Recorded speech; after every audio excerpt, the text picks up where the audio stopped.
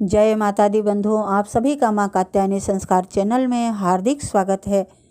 आज दशा माता की छठे दिन की व्रत कथा है जो इस प्रकार है। बोल दशा मात की जय। एक राजा था, उसकी रानी बड़ी ही कोमलांगी थी। वह फूलों की सैया पर सोया करती थी। एक दिन फूलों के साथ एक कच्ची कली भी आ गई। कच्ची कली के कारण उसे रात भर नींद नहीं आई। वह करवटें बदलती रही। राजा ने पूछा, प्रिय, आज क्या बात है जो तुम्हें नींद नहीं आ रही है? रानी ने बताया कि आज फूलों में एक कच्ची कली आ गई है, वह मेरे शरीर को चुभ रही है, इसी कारण मुझे नींद नहीं आ रही है। राजा के शयन कक्ष में एक दीपक जल रहा था जिसे ज्योति स्वरूप कहते थे। ज्योति स्वरूप रानी की बात सुनकर जोर जोर से हंसने लगा। राजा ने हाथ जोड़कर उससे हंसने का कारण पूछा। ज्योति स्वरूप ने बताया कि अभी तो रानी को कच्ची कली के कारण इतनी तकलीफ हो रही है, कल सवेरा होने पर जब रानी को सिर पर बोझा ढोना पड़ेगा तब इसकी क्या गत बनेगी। राजा ने पूछा, क्या मेरे जीवित रहते ही ऐसा संभव है? तब दीपक ज्योति स्वरूप ने उत्तर दिया, हाँ संभव है, तुम्हारे जीते जी संभव है।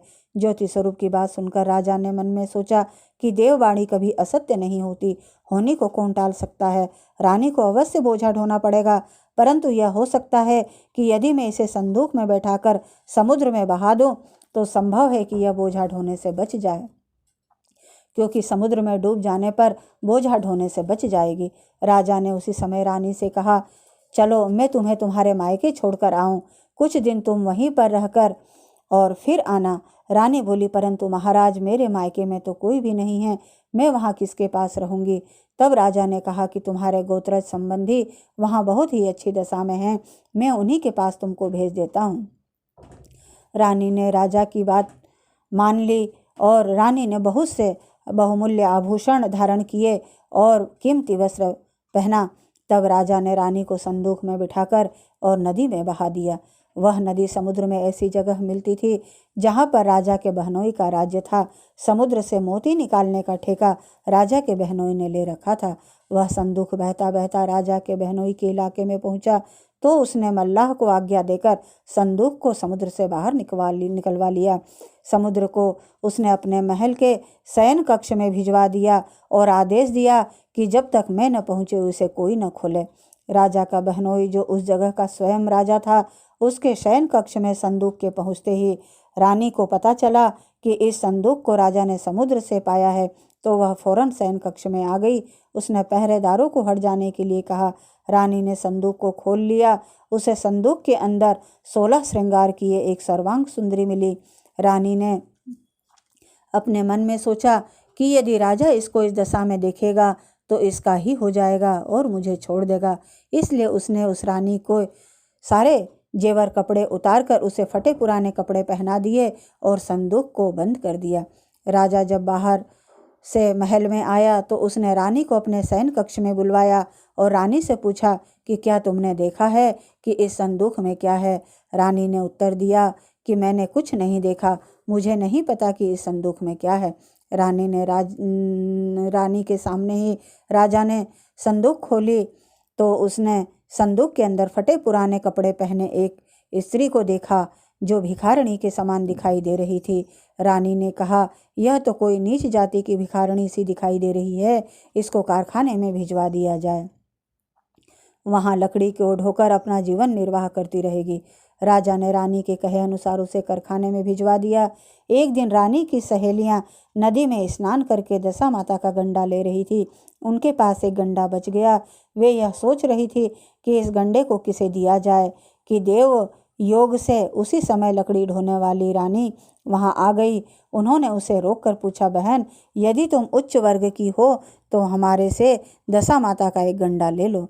रानी ने कहा कि मुझे गंडा लेने से कोई हर्ज नहीं, परंतु मुझे तो खाने भर को भी नहीं मिलता, मैं इसकी पूजा कैसे करूंगी? वे स्त्रियां बोली कि तुम इस बात की चिंता मत करो, हम रोज इस जगह पर स्नान करने आया करेंगी और 9 दिन तक हम यहाँ कथा कहेंगे, तुम भी रोज आकर कथा में शामिल हो जाया करना। 10वें दिन पूजा होगी, तब तक दशा माता चाहेंगी तो तुम्हारी दशा बदल जाएगी। रानी ने दशा माता का ध्यान धरकर उनसे गंडा ले लिया। उसी दिन रानी के पति राजा को यह चिंता हुई कि रानी को संदूक में बंद करके बहा तो दिया था, परंतु पता नहीं उसका क्या हाल होगा। उसकी खोज खबर लेने के लिए राजा एक नौका में बैठकर नदी द्वारा यात्रा करता हुआ अपने बहनोई के यहाँ पहुँचा। संध्या के समय वह अपने बहन से बोला, मेरे हाथ पैरों में बहुत दर्द हो रहा है, किसी दबाने वाले को बुलवाओ। तब उसकी बहन ने लकड़ी ढोने वाली भिखारिणी को बुलाकर आज्ञा दी कि आज की रात तू मेरे भाई के पैर दबा दे। वह बड़े संकोच में पड़ गई। अपने मन में सोचने लगी कि आज तक मैंने किसी पर पुरुष को छुआ तक नहीं है। रानी अपने भाई के पैर दबाने के लिए उस पर जोर डाल रही थी, इसलिए लाचार होकर उसे हाँ करनी पड़ी। राजा के पैर दबाते दबाते रानी को उसके पाँव में पद्म दिखाई दिया। रानी चुपचाप रोने लगी। उसके आंसू राजा के पैरों पर टपक पड़े। राजा ने उससे पूछा, तू क्यों रो रही है? तू अपना भेद मुझे बता, मेरे द्वारा तुमको कोई हानि नहीं होगी। रानी बोली कि जैसा पद्म आपके पैर में है वैसा ही पद्म मेरे पति के पैर में भी था। पहले के दिनों को याद आ जाने पर मुझे रोना आ गया। राजा ने उसे पहचान लिया और राजा बोला, मैं समझ गया, अब तुम्हें पैर दबाने की जरूरत नहीं है।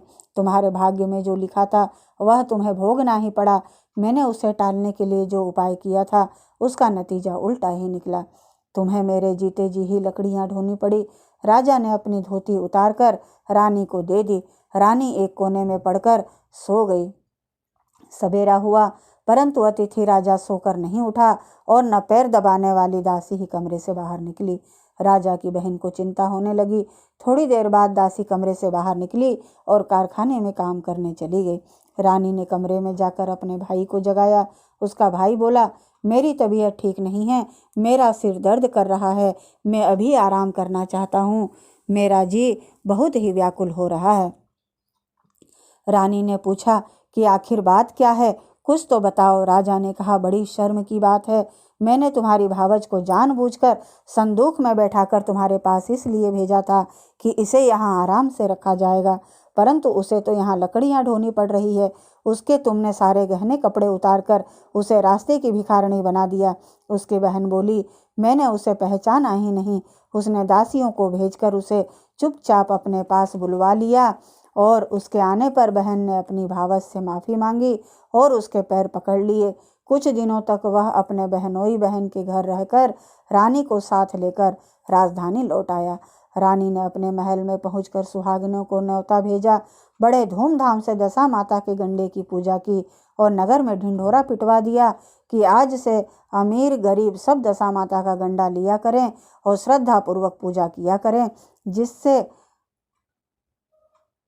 पूजन हो, जिसके पास पूजा का सामान न हो और पारण के लिए सामान न हो तो कमी होने पर वह हमारे कोठार से पूजन और पारण की सामग्री ले जाया करे।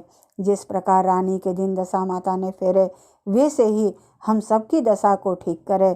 जय हो दशा माता, जय हो दशा माता।